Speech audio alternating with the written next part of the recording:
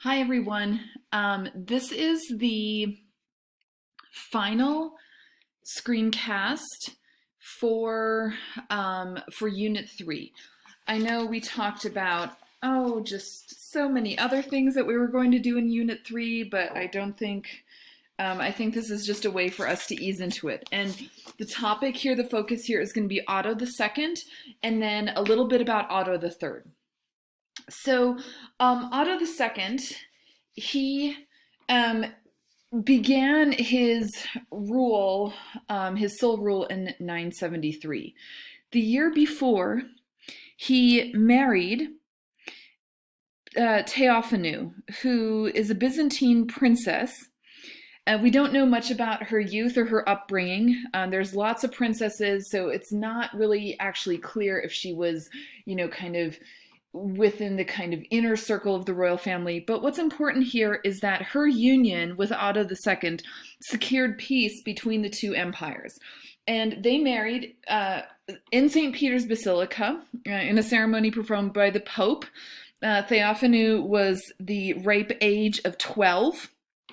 And when Otto II died in 983, she became a regent and so ruled for her young son, Otto III. And Theophanu really acts as an intermediary between East and West. She left a lasting impression on the visual arts of the Ottonian Empire in works that we see here, like this ivory relief and then her marriage charter. And we're going to look at the marriage charter here first. Okay. So I showed you this again. This was, like 5 years ago in our previous lives. I showed you this on the very first slide for Unit 3 and said that this is one of my favorite works of art. It's such a fascinating artifact. It's this huge, long piece of vellum, meters long, dyed purple, of course, the color of royalty, and written in gold script, of course, Carolingian minuscule, this script that is very legible. The background, you can see, is divided into these, into 7.5 rows of roundels that depict scenes of animal battles. And this has connection to it's not really connected to the textual content of the marriage charter, but instead evokes Byzantine stylistic devices. So, for example, we see a griffin defeating a stag, we see a lion defeating a deer. We have similar scenes to this in Assyrian reliefs, so going way back to the 9th century BCE.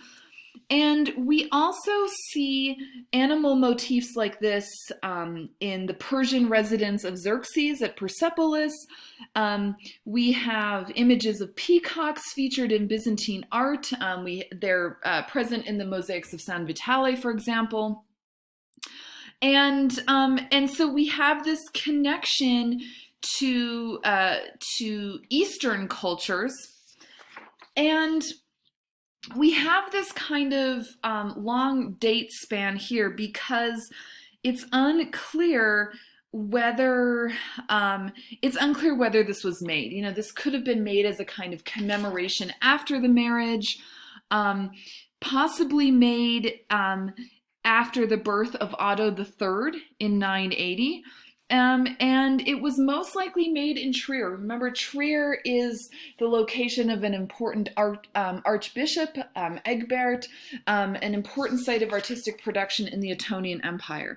But I think the key factors are here this use of purple and gold, the odd array of artistic motifs which evoke different Byzantine stylistic devices.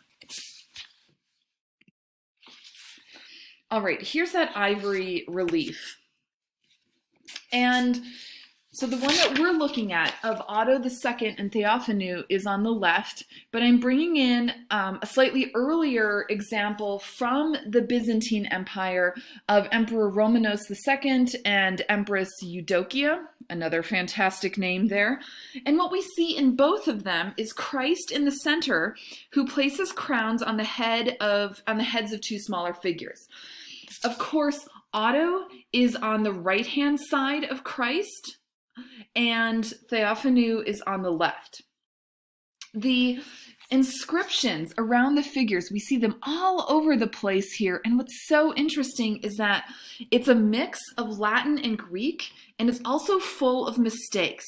And this is a good reminder for us that language was very amorphous in the Middle Ages, and we should not assume that all artists, that all makers at this point would have been literate.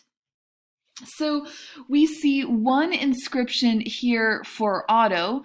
We see above, we have his name, Otto, and let's just go back to the marriage charter because this is the typical Otto signature for the Ottonians, this great kind of solid geometric motif there. And Otto's inscription denotes him as Imperator Romanorum, so the Roman emperor.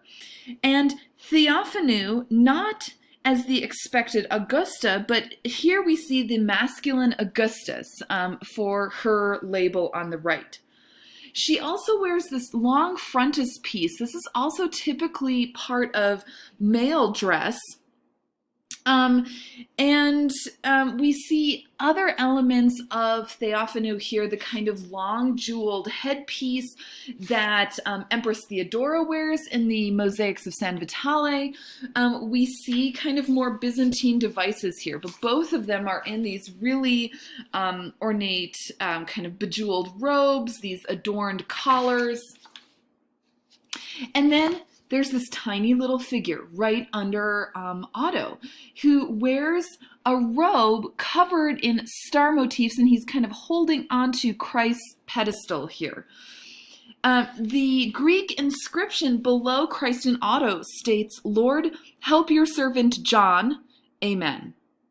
So this is most likely John Philagathos, the Greek tutor of the son of Otto and Theophanu, Otto III. And John was also the advisor to Theophanu, and he was potentially the patron of this commemorative ivory, so he is immortalizing himself as well. Now, a lot of ivories at this time were made in Italy. Remember, Italy was part of the Ottonian Empire at this time, and Italy was a place that had longer established connections with Byzantium. So something like this ivory relief from the mid-10th century in Byzantium, would be more familiar. Just kind of this Eastern iconography would be more approachable in Italy. And there's a great connection here between Theophanu and Eudokia.